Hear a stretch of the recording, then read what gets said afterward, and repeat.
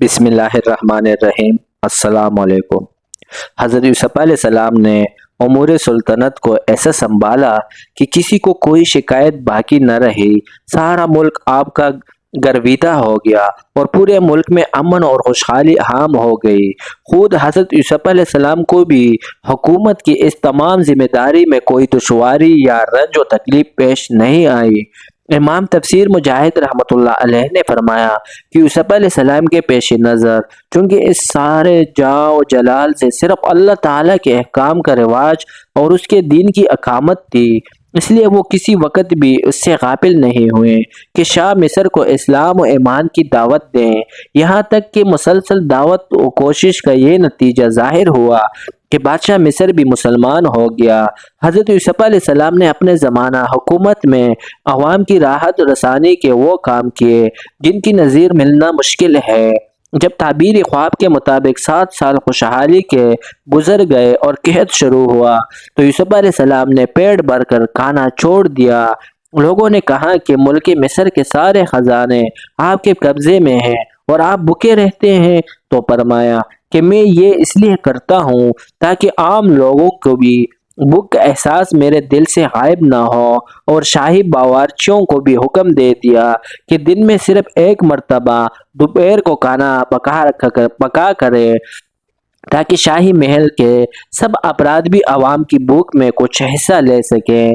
यूसुफ अलैहिस्सलाम को मुल्क मिस्र की वजारत हासिल होने के बाद इब्तिदाई 7 साल ताबीर ख्वाब के मुताबिक पूरे मुल्क के लिए बड़ी खुशहाली और रिफाहत के आए।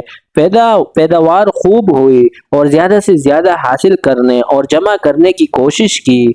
उसके बाद उसी ख्वाब का दूसरा अज्जा सामने आया कि कहत शदीद बढ़ा जो 7 साल तक जारी रहा। उस वक़्त हज़रत यूसुफ अलैहिस्सलाम चूँकि पहले से बाखबर थे कि ये कहत 7 साल तक मुसलसल रहेंगे, इसलिए कि कहत की इब्तिदाई साल में मुल्क के मौजूदा ज़ख़ीरा को बड़ी एहतियात से जमा कर लिया और पूरी हिफाजत से रखा।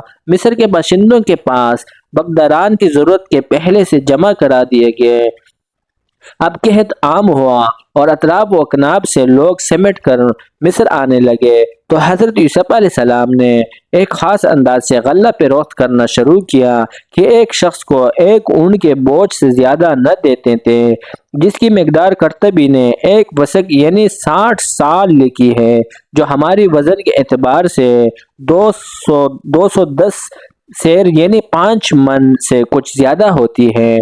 और इस काम का इतना एहतमाम किया कि गल्ला की फरोख्त खुद अपनी निगरानी में कराते थे। ये कहत सिर्फ मुल्क मिस्र में ही न था बल्कि दूर दूर के इलाकों तक फैला हुआ था। अर्ज़ कनान जो फ़लस्तीन का एक हिस्सा है और हज़रत यकूब अलैहिस्सलाम का वतन है और आज भी इसका शहर बेनाम हलील एक रौनक शहर की सूरत में मौजूद है। यही हज़रत इब्राहीम और इसहाक और याकूब यूसुफ अलैहिस्सलाम के मज़ारात मारूफ है। ये खत्ता भी इस कहत की जद से न बचा और यकूब अलैहिस्सलाम के ख़ानदान में बेचैनी पैदा हुई। साथ ही साथ मिस्र की ये शोहरत आम हो गई थी कि वह गल्ला कीमतन मिल जाता है। हज़रत यकूब अलैहिस्सलाम तक भी ये खबर पहुंची कि मिस्र का बादशाह कोई साला और रहमदिल आदमी है, वो सब हल के खुदा को गलत देता है।